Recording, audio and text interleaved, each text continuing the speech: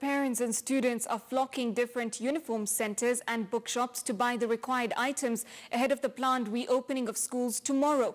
Parents, however, are decrying the high prices of uniforms, forcing them to dig deeper into their pockets.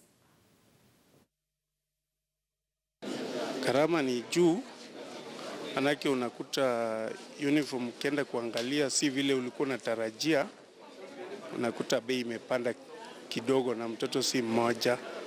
Ndio. Viatu imepanda, uniform kwa jumla tu imepanda.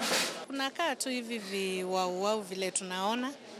As parents we are confused, tuko shocked, hatujui cha kufanya.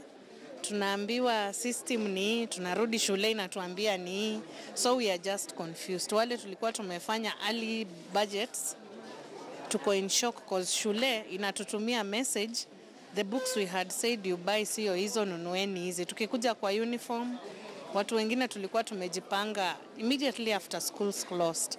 So tena tukikaa tunaambiwa shule inafunguliwa, kuna new things in place.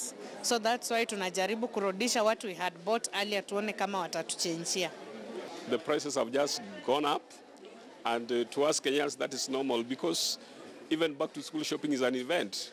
Even though we were given the items 2 months ago, Kenyan style is every day is an event. When we come shopping and we see many people, we enjoy it.